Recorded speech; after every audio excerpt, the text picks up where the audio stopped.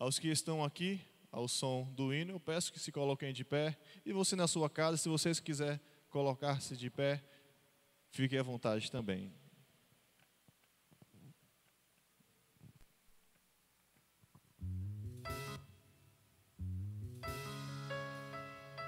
Cante esse hino com fé. Esse hino ele repete várias vezes: verei Jesus, porque é para você nunca se esquecer desse grande encontro que um dia acontecerá. Em breve nós veremos o céu se abrir e o Senhor Jesus com seu exército de anjos vindo nos buscar. Creia nisso. Almejo o dia em que verei uma pequena luz no céu, e essa luz aumentará. Milhares de anjos surgirão, eu creio sim que Ele virá, e muito em breve eu subirei para um novo lar, um novo céu, para sempre eu estarei, feliz eu viverei, verei Jesus.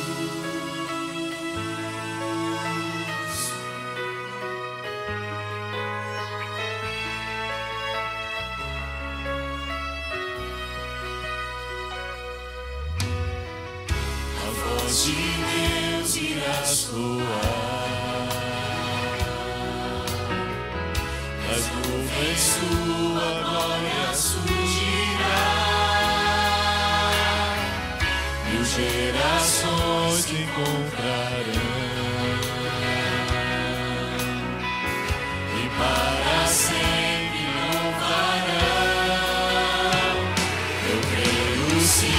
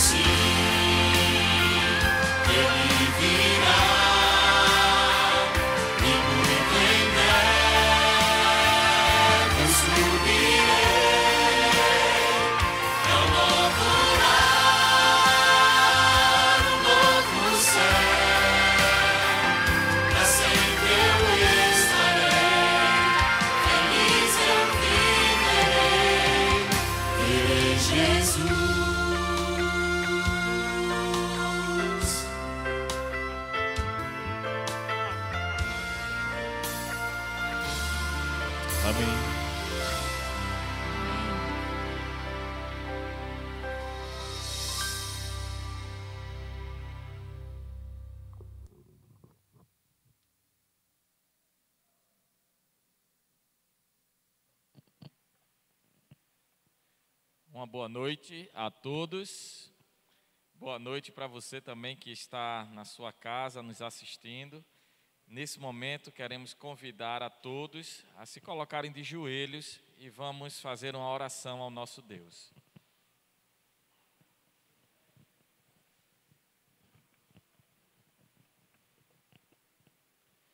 Oremos.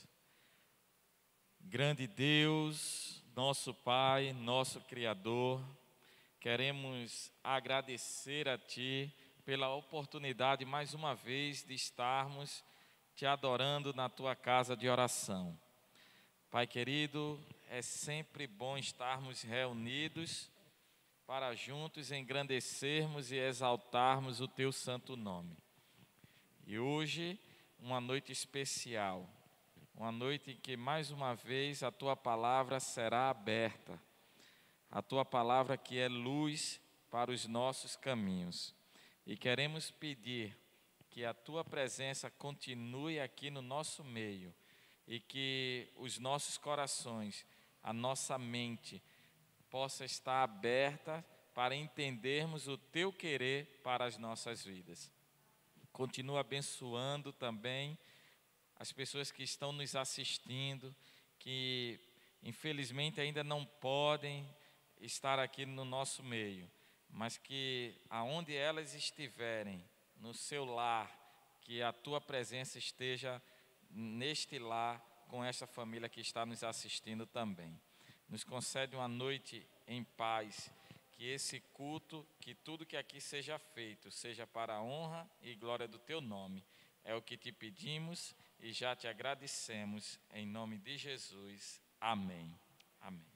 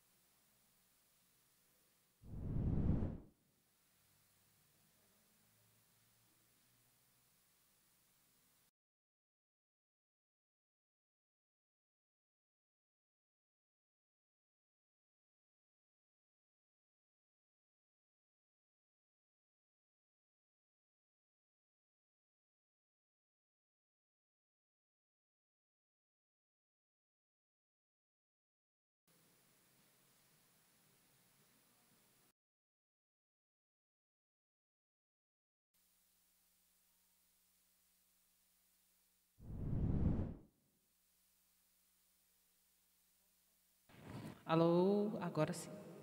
Boa noite a todos. A mulher de rosa, bonita, outubro chegou, né? Esse louvor que eu vou cantar nesse momento, ele fala um pouquinho, na verdade ele é uma pergunta. E ele é uma pergunta bastante direta para a nossa meditação. Às vezes nós nos preocupamos tanto com as coisas do dia a dia e acabamos deixando nossa vida espiritual um pouquinho de lado. E essa música ela traz uma pergunta de meditação para você que está aqui nessa noite, para você que está em casa, que nós possamos refletir nela e se alguma coisa precisa ser consertada, a gente possa também mudar a nossa atitude para que nós possamos nos preparar para ir morar com Cristo nos céus.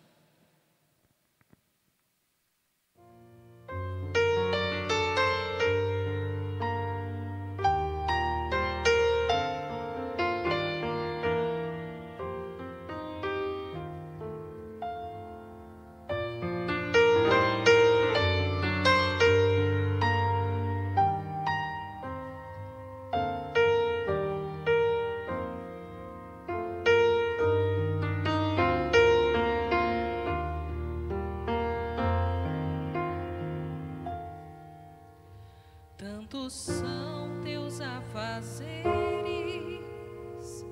que te esqueces de Jesus, desprezas o estudo e oração, ou estarias pronto e repleto de emoção. Se tu hoje encontrasses com Jesus, é real teu desejo de vê-lo voltar. Tu anseias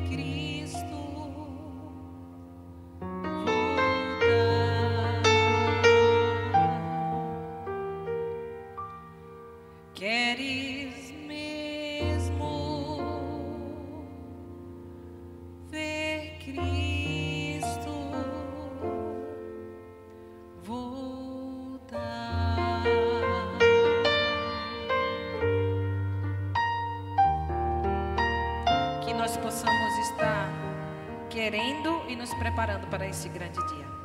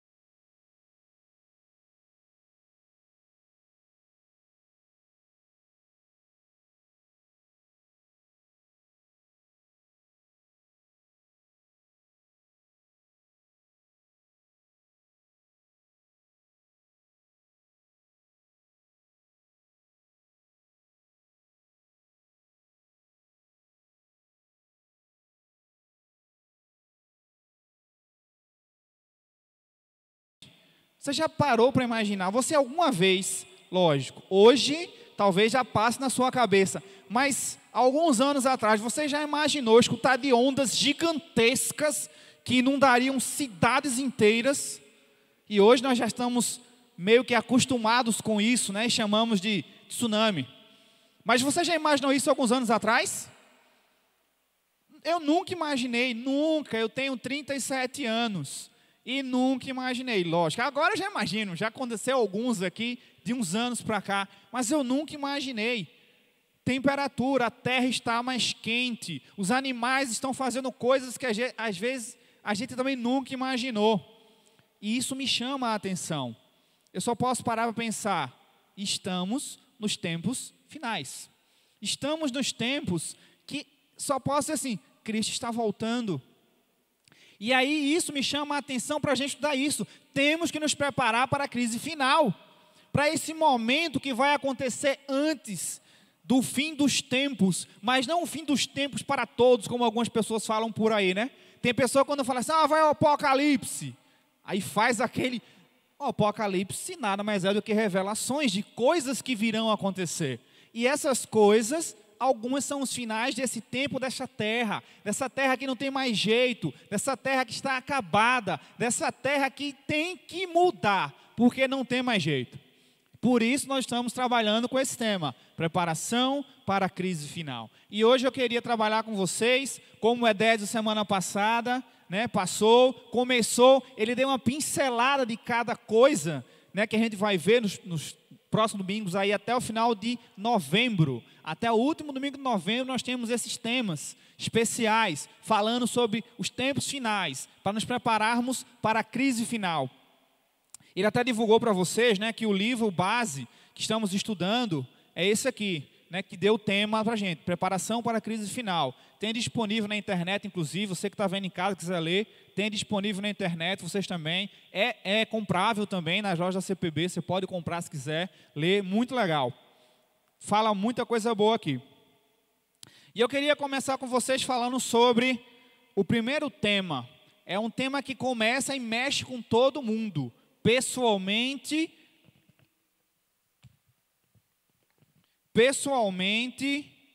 e em conjunto, como igreja. E eu queria começar com vocês lendo um verso.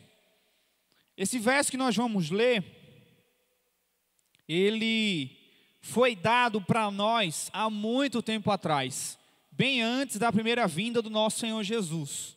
E vejam só, o profeta Joel escreveu esse verso para nós há aproximadamente 2.700 anos. Abram suas Bíblias no livro de Joel, capítulo 2.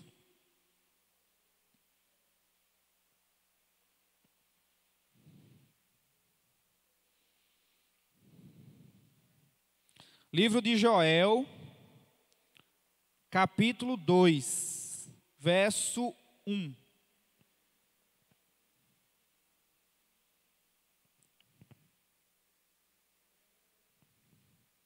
Como tudo começa?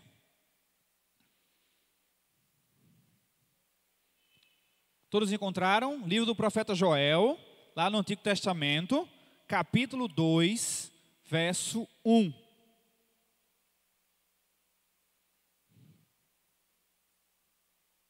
Ele fica ali próximo do finalzinho do Antigo Testamento. Ali próximo de Oséias, Amós, Daniel, fica ali próximo desses livros. Joel capítulo 2, verso 1. Amém? Todos encontraram? E diz assim a Bíblia: toquem a trombeta em Sião e deem o alarme no meu santo nome, que todos os moradores da terra tremam, porque o dia do Senhor está chegando, já está próximo. Alguém lembra do contexto aqui desse verso? O profeta Joel teve uma visão, e aqui ele chamou o povo de Israel para o quê? Pregar. Ele começa assim, toquem a trombeta, deem um alarme no Monte Santo. Ele começa assim, povo, acorda, está na hora de pregar. Preguem, toquem, em algumas traduções, você deve ter assim, toque a buzina. Né? Toque a buzina. Estamos vivendo aqui nesse exato momento, um momento eleitoral. Você, talvez nesse período não, porque está meio diferente. Mas você já viu em outros períodos eleitorais o que acontece? Quando o povo junta os carros, o que é que eles fazem? Ficam tocando a buzina.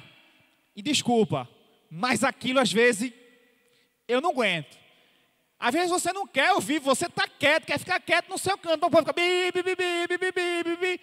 para chamar a atenção. Eles fazem isso de propósito. Esse é o propósito, né? Você pode naquele momento dizer, poxa, eu não queria ouvir mais coisa eleitoral. Eles estão... Mas esse é o propósito, toquem a buzina. É nesse sentido aqui o verso. O profeta chamou o povo, toquem a buzina, soe um alarme, temos que pregar. Pregar o quê? Por que ele diz quem tem que pregar? Porque o dia do Senhor está chegando. O dia do Senhor está próximo. É como ele termina o verso.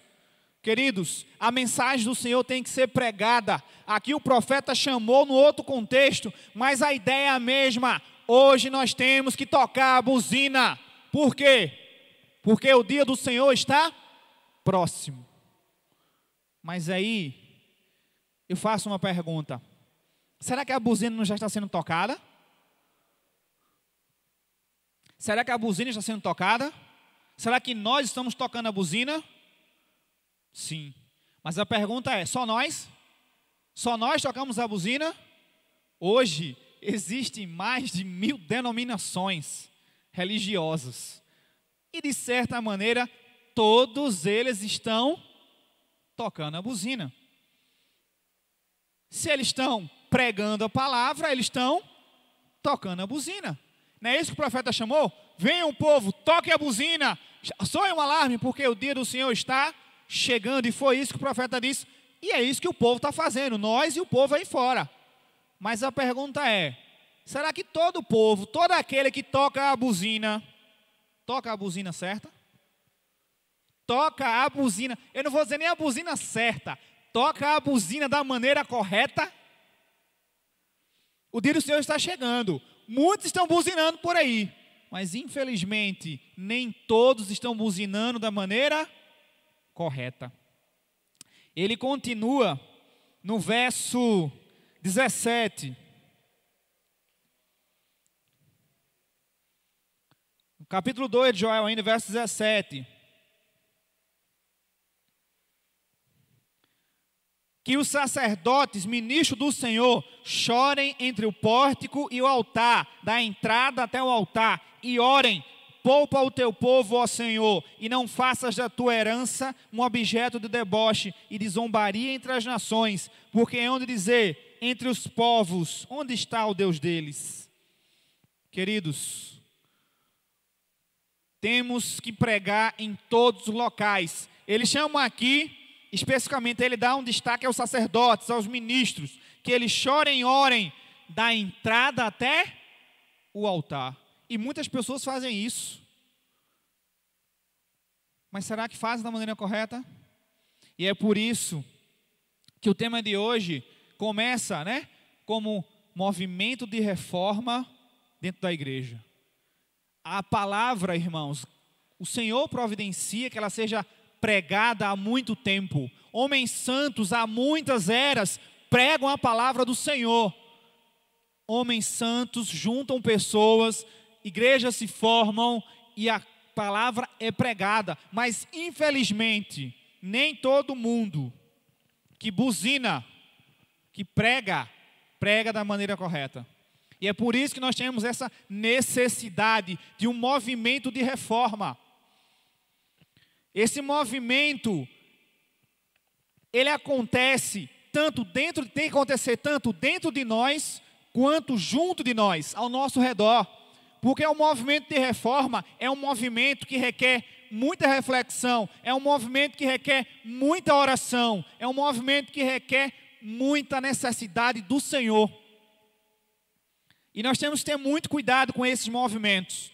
Esse movimento acontece há muitas eras também. Assim como a palavra é pregada há muitas eras, pessoas em vários períodos da história da humanidade vêm pregando a palavra, buzinando.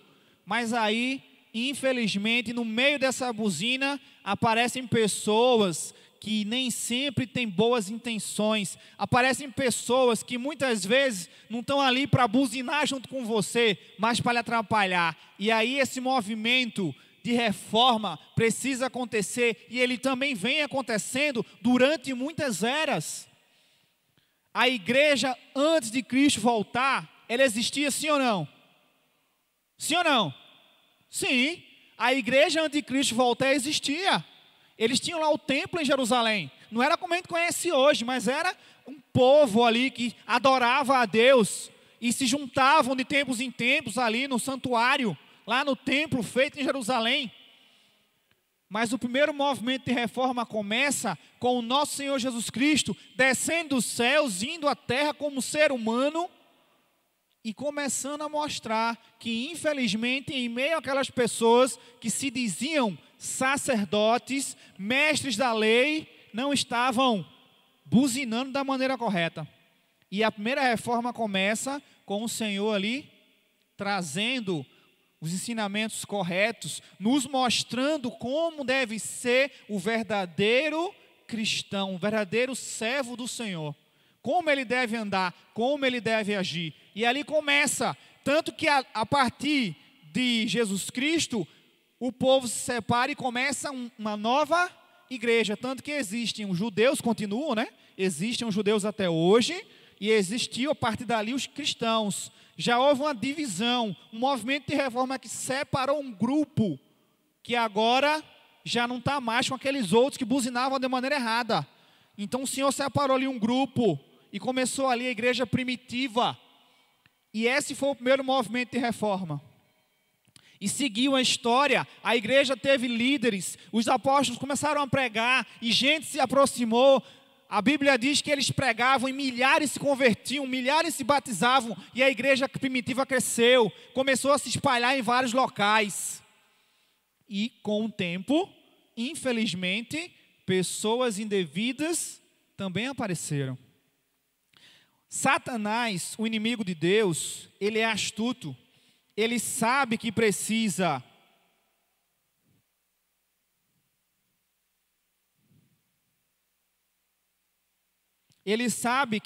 estar de olho.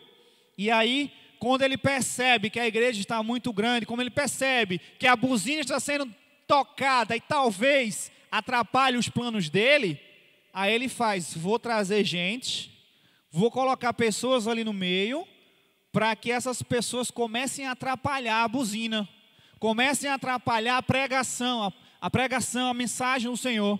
E aí ele inclui, a gente pode resumir, de certa maneira, 3 tipos de pessoas que podem atrapalhar esse movimento de reforma, que naturalmente vai acontecendo com o passar do tempo. E esses 3 tipos de pessoas, a gente diz que podem ser: primeiro, pessoas que se juntam e querem trazer uma falsa reforma. Como assim, irmão? Eles querem, você chega, começa a pregar, percebe que está no momento de movimento de reforma, que tem que reavivar a igreja, mostrar que talvez o caminho foi desviado. Aí tem aquelas pessoas que chegam juntas e dizem assim: não, peraí. Não precisa não. Ou precisa de uma maneira diferente. Para você ser reavivado, você não precisa ler mais a palavra. A gente já lê essa palavra todo dia. Para que ler? Não, a gente pode diminuir um pouquinho, vamos ler só uma vez por semana. Lógico, isso é um exemplo, tá? E aí, ele traz uma falsa reforma, um falso movimento que diz assim: não, a gente precisa mudar, mas talvez não seja assim tão radical, tão diferente. O segundo tipo de pessoas que Satanás coloca no meio para atrapalhar o movimento de reforma, que é natural e acontece, né, na igreja, precisa acontecer, são os fanáticos. Ao contrário daqueles que querem trazer a falsa reforma, o fanático é todo extremista. Não pode. Se Cristo falou que não pode trabalhar no sábado, aí acaba lembrando um pouco os legalistas do tempo dos judeus, né? Que de 10 mandamentos, transformaram em quantos? Mais de 200. Não, você não pode cuspir no chão, porque se cuspir no chão, você está regando a terra. Isso é pecado, é trabalho. Não, você não pode carregar um lenço no bolso. Mas se você estiver doente, então costura o lenço no bolso, porque aí você não vai estar mais carregando o lenço. Aí você vai, é parte da sua roupa. Entendem? O fanatismo, o extremo. Existem pessoas assim hoje também. Existe uma corrente, eu já fui abordado por pessoas dessa corrente, que dizem que a gente não pode nem aquecer nossa comida nos sábados, porque fazer fogo é pecado. Não entendem um conceito, o contexto do qual o verso, realmente existe um verso na Bíblia que fala que fazer fogo é errado aos sábados. Porém, não entendem o contexto de que fazer fogo naquele tempo não é como é hoje, né? Como é que você faz fogo hoje? Risca um fósforo, ele acende, gira a boca do fogão, né? Abre ali e o fogo acende. Naquele tempo tinha que ir na mata, pegar a madeira, aí realmente seria complicado. Mas para hoje, isso não é mais verídico. Entendem? O extremo. Então sempre tem aquelas pessoas que quando aparece, quando é necessário o movimento de reforma, eles chegam junto no fanatismo e querem atrapalhar, acabam atrapalhando um verdadeiro movimento de reforma, algo que precisa para renovar a igreja. E o terceiro e último, que a gente pode resumir, que é o tipo de pessoa que de certa maneira são aqueles que dizem que não, precisamos realmente de um movimento de reforma. A igreja já não é mais aquela mesma. A igreja está toda troncha. Mas eu trouxe uma nova luz. Uma luz diferente. E é essa nova luz que vai purificar a igreja. Tem muita gente por aí que infelizmente acaba aceitando, aderindo a essas novas luzes. Queridos irmãos, como não cair numa cilada dessa? Como a gente precisa, o que a gente precisa fazer? Primeira coisa, leia a Bíblia. Abra aí, Mateus capítulo 7.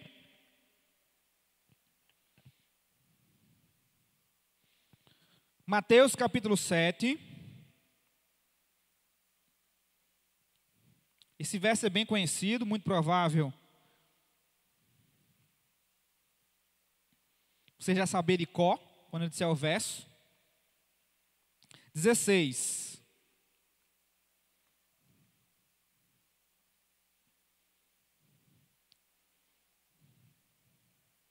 Nós vamos começar no verso 15. Mateus, capítulo 7, verso 15 e 16.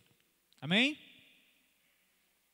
E diz assim a Bíblia: cuidado com os falsos profetas, que se apresentam a vocês disfarçado de ovelhas, mas por dentro são o quê? Lobos vorazes. E como entender, como identificar essa pessoa? O verso 16 responde: pelos seus frutos vos conhecereis. Por acaso se colhem uvas de espinheiros ou figos de ervas daninhas?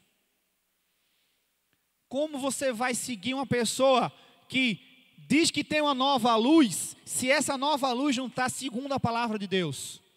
Complicado, né? Pelos seus frutos vos conhecereis. E um outro detalhe muito importante: como identificar essas pessoas para não cair nisso? Gálatas capítulo 2, verso 20.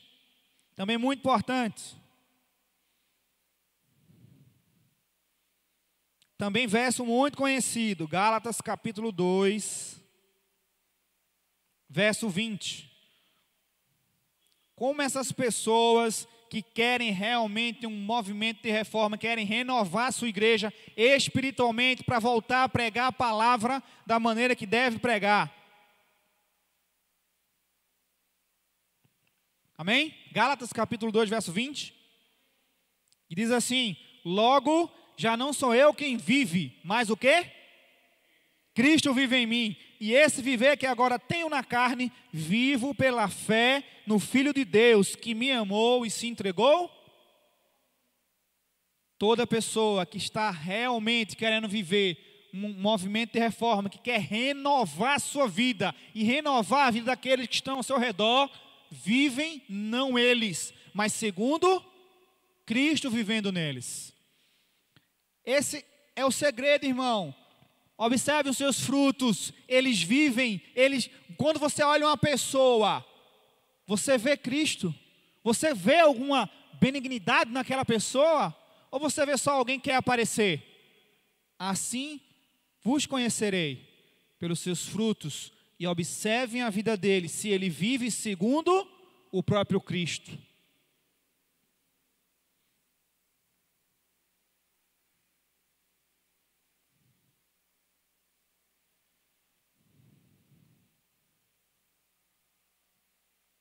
Eu queria ler só mais um. 1 Pedro, capítulo 1.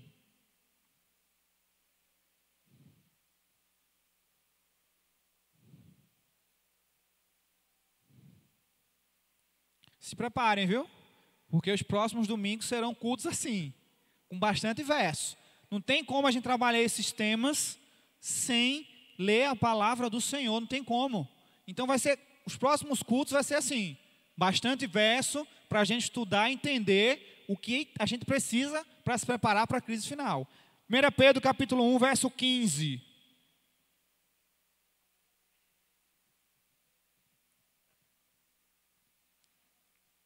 E aqui é um verso que ele traz não mais agora no individual, mas no conjunto, para a igreja toda. 1 Pedro capítulo 1, verso 15, pelo contrário, assim como é santo aquele que o chamou, sejam santo quem? Vocês também, em tudo o que fizerem. Se a igreja não está sendo santa em conjunto, também ali não está acontecendo um movimento de reforma, um avivamento espiritual. Que quando a gente fala desse movimento de reforma, não necessariamente, irmãos, quer dizer que dentro dessa igreja tem que ter um movimento de reforma, então quer dizer que vai ter uma quebra, uma divisão. Não, um movimento de reforma é um avivamento espiritual, é quando a própria igreja percebe, talvez já perceba todo mundo junto, às vezes pode começar só com uma pessoa, mas percebe-se, opa, acho que a gente começou a desviar o pé do caminho, vamos voltar. E aí essas pessoas voltam para o caminho do Senhor. Elas, se estiverem se desviando, elas voltam. Outro detalhe também que pode acontecer, que há necessidade de um avivamento de reforma, e eu particularmente vejo esse hoje, muito necessário, porque está acontecendo, é a mornidão da igreja. A gente vê igrejas aí, umas lotadas, mas se você entrar, talvez não tenha o que você queira encontrar. E outras que até tem o que você quer encontrar, mas quando você entra, vazia, com poucos membros. Talvez aqueles membros estejam mornos, tem a verdade a ser pregada, deveriam pregar a palavra e talvez até preguem, mas não com uma intensidade boa, não com a força necessária para que a mensagem chegue a muitas pessoas. Mas ficam aqui só pregando ali, para passar ali da porta e chega na estrada, no máximo do outro lado, mas não penetra as ruas, não anda as avenidas, entendem? Então o avivamento espiritual, ele está aqui para renovar a igreja nesse sentido, não necessariamente para ter uma quebra, uma divisão, mas para ter uma renovação, para que você perceba, falhei, quero voltar a andar como Cristo pediu que eu andasse. E aí, irmãos, nós temos um outro detalhe que acontece, e também acontece durante um movimento de reforma, durante essa necessidade da renovação espiritual, porque o Senhor, Ele não descansa. Abra sua Bíblia em Amós, lá no Antigo Testamento.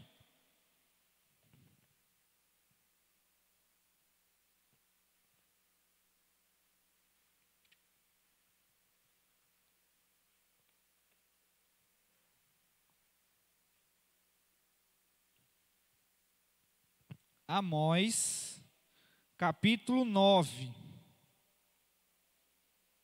Amós também fica ali próximo do final do Antigo Testamento.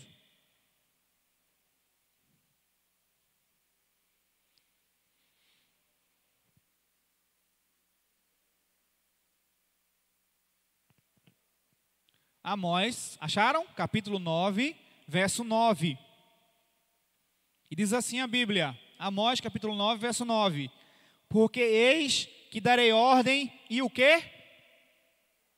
Sacudirei a casa de Israel entre todas as nações, assim como se sacode o trigo na peneira, sem que um só grão caia na terra. Essa é uma característica, irmãos, que acontece normalmente quando está acontecendo um avivamento espiritual, uma reforma espiritual. A sacudidura. Vocês já viram? Quando eu leio isso aqui é só o que eu lembro. Já viram quando aqueles agricultores estão peneirando o trigo, os grãos naquela peneira, fazem com milho também, ficam peneirando, e jogam para cima, e balançam um pouco, jogam para cima, e ali o grão bom vai ficando na peneira, e o ruim vai caindo. É isso que Deus está fazendo com o seu povo. É isso que Ele faz na sacudidura, que acontece também regularmente. Porque Deus sabe que, assim como na igreja tem o trigo, infelizmente vem o inimigo de noite e planta o joio. E aí quando o agricultor colhe, ele tem que peneirar, e Deus faz a mesma coisa. Porque infelizmente pessoas de fora começam a entrar, e essas pessoas infelizmente não são trigo, são joio. E aí Deus vai, peneirando, fazendo a sacudidura, para que só fiquem na peneira os seus servos fiéis, aqueles que realmente querem ser fiéis à palavra do Senhor. E aí, queridos, eu queria trabalhar com vocês causas do porquê Cristo, o Senhor, faz a sacudidura. Apocalipse capítulo 3.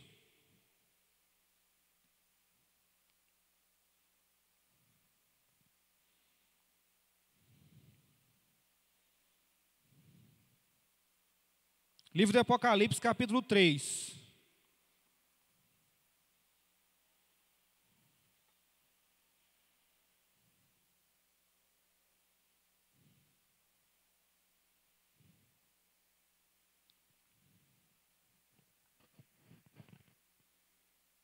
Amém? Apocalipse capítulo 3, verso 16, diz o seguinte, verso 16 do capítulo 3. Assim, porque você é morno e nem é quente e nem é frio, estou a ponto de vomitá-lo da minha boca. Por que essa sacudidura vem? Porque Cristo não quer os mornos. Se você está morno, a sacudidura vem. Aí, ou você vai ficar morno e esfriando e vai cair pela peneira, ou você vai aquecer e ficar na peneira. Então, um dos motivos pelo qual Cristo faz a sacudidura é porque Ele não quer aqueles mornos, Ele não quer os frios, Ele quer os quentes espirituais. Então, Ele faz a sacudidura para dizer assim, ou tu esquenta, ou tu vai cair da peneira. Então, a sacudidura vem para todo mundo, para você mostrar para Ele que ou você está quente, ou você está de morno para baixo. Segundo motivo,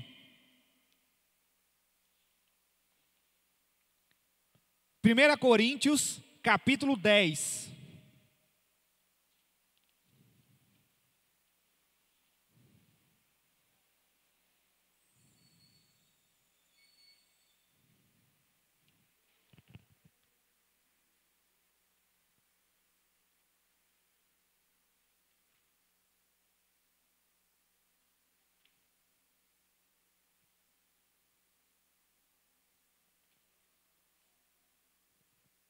Primeira Coríntios, capítulo 10.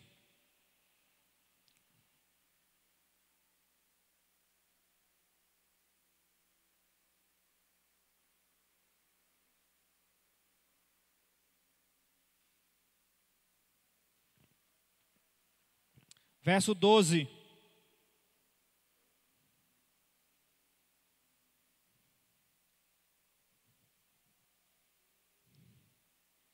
1 Coríntios 10, 12, acharam? Amém? E diz assim a Bíblia: por isso, aquele que pensa estar em pé, veja para que não. Se nós não ficarmos constantemente, ó irmãos, tem que estar pronto. Tem que estar pronto. A gente pode se ensoberbecer. Pode ficar se achando arrogante. Ah, estou na igreja. O inimigo não vai me pegar. Eu tô salvo. E aí a gente pode deixar de estudar. Pode deixar de pregar. E pode achar que por causa disso... E aí Deus fala, ó, vou passar sacudidura para que você tome cuidado para não cair. Se está de pé, cuide para não cair. Porque é assim que a gente começa a cair em pecado. Quando eu acho que estou aquilo, quando eu acho que estou assim, aí o inimigo vem e começa, ó, falsas doutrinas, faz aquilo ali o pastor falou, mas ele exagerou, rapaz, é só. Aí começa, então, ó, sacudura vem para que você fique sempre ligado. Tenho que estar de pé, porque aí eu tenho que cuidar para não cair. Se eu estou de pé, foi o que ele falou, cuide para que não caia. E eu queria terminar com vocês lendo Lucas capítulo 22.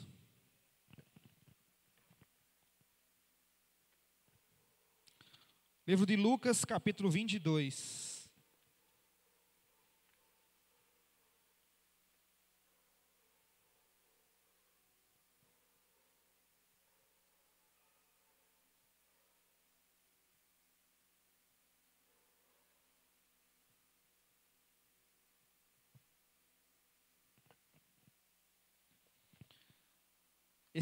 Vamos ler do 31 em diante, e com esse verso aqui, esse grupo de versos, a gente consegue resumir esses tópicos que eu falei aqui.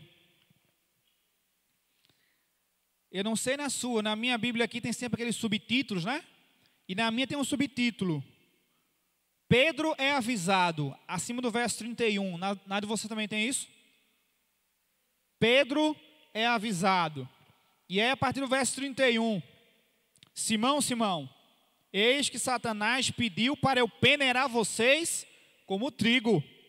Eu, porém, orei por você, para que a sua fé não desfaleça, e você, quando voltar para mim, fortaleça os seus... Pausa aqui. Quem está falando isso aqui? Jesus. Falando para quem? Você já parou para imaginar? Jesus falando para vocês, olha, Satanás veio para mim e pediu para eu sacudir você. Você acha isso pouco? O próprio Senhor disse para Pedro, Satanás chegou para mim e pediu para eu sacudir você. Eu não sei o que passaria, o que passou na cabeça de Pedro. Na minha ficar logo assim, eu me sacudi. Mas aí Jesus vem e conforta. Eu, porém, orei por você para que sua fé não desfaleça, para que você não caia. E quando você voltar para mim, você fortaleça também os seus irmãos. Aí eu acho que nesse momento Pedro deve ter se achado um pouquinho, né? Não, Senhor, Satanás falou contra mim, mas o Senhor orou por mim. Então tranquilo, eu estou de boa, eu não caio. É a resposta de Pedro lá em 33. Porém Pedro respondeu, estou pronto para ir com o Senhor, tanto para a prisão como para morte. E o verso 34.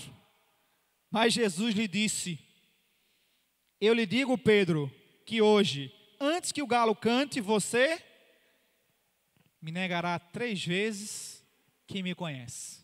Aconteceu isso sim ou não? Percebem? Cristo chegou, Pedro, cuida, Satanás chegou para mim e quer te derrubar. Ele me pediu para te sacudir, para te peneirar. Aí Pedro, mas não se preocupe, eu orei por você.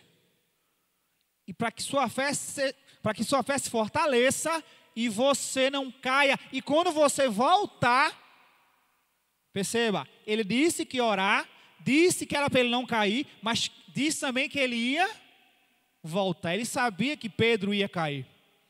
Mas para quando você voltar, você fortaleça também os seus irmãos. Aí Pedro bateu no peito. Eu, Senhor, estou pronto para ir contigo, para a morte ou para a cadeia. Aí o Senhor, que sabe tudo, diz assim, imagina a cena, né? Ele batendo no ombro de Pedro.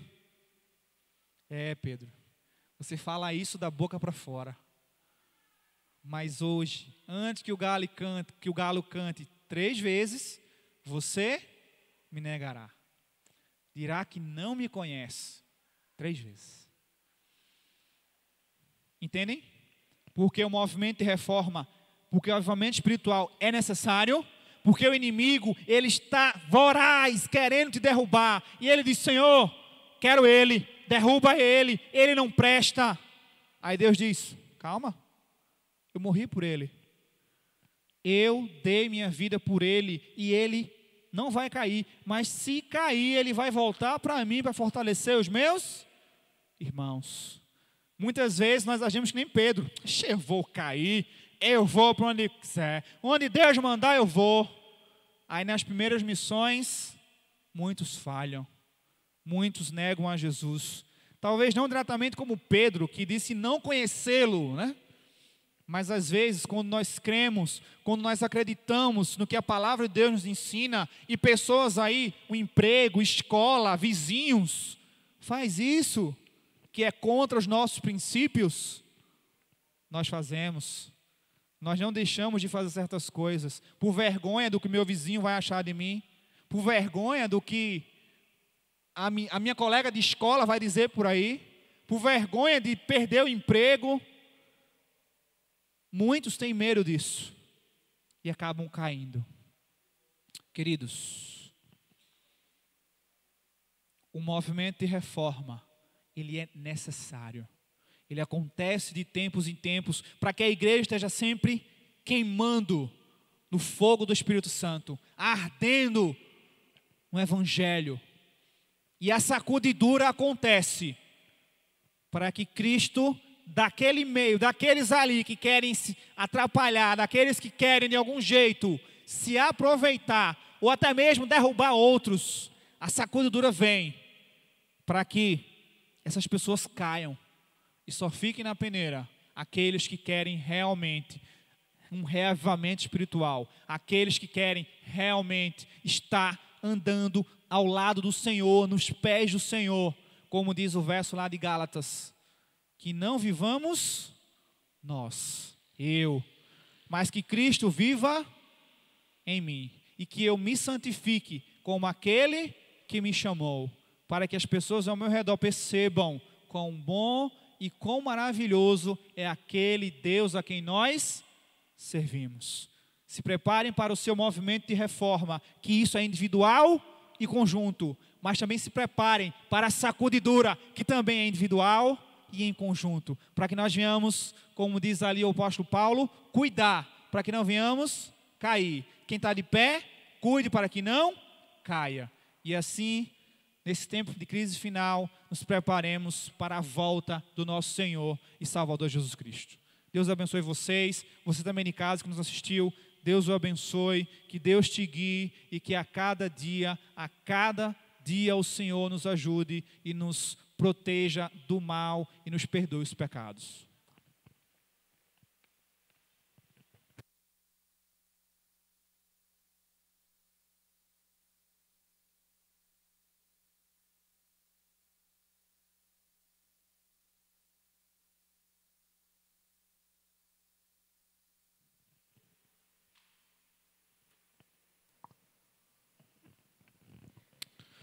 Nesse momento nós iremos cantar o hino que tem por título Ele está voltando.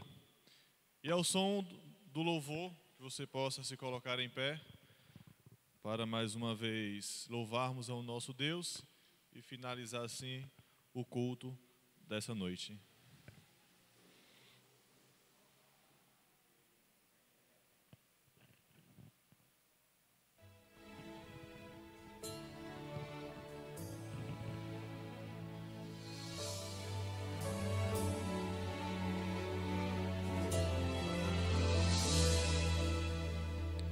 não vai demorar, e Cristo irá voltar. Posso ouvir trombetas a tocar, as profecias do fim já estão se cumprindo. Logo vamos ver Jesus nas nuvens com poder, voltando pra buscar aqueles que escolhidos foram pra com Ele morar. Ele está voltando com poder pra dar fim ao mal que existe. Nunca mais irei chorar, viveremos com Jesus.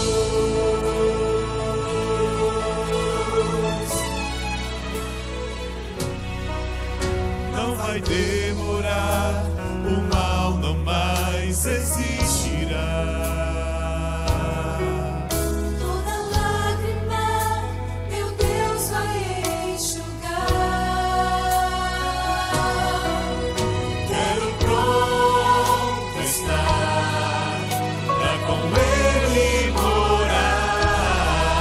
Sei que não vai demorar, nosso Mestre irá voltando pra buscar aqueles que escolhidos foram pra com Ele morar. Ele está voltando com poder pra dar fim ao mal que existe. Nunca mais irei chorar, viveremos com Jesus. Nas nuvens eu verei meu Senhor, morarei com Cristo, meu pastor.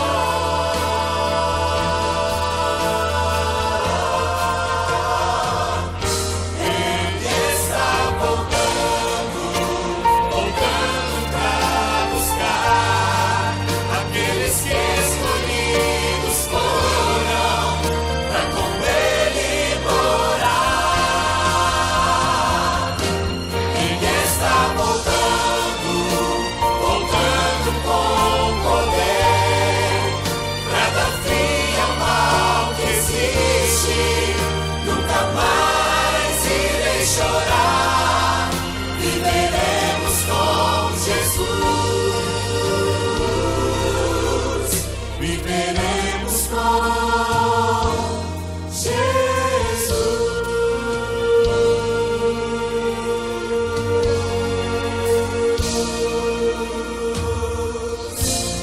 Amém.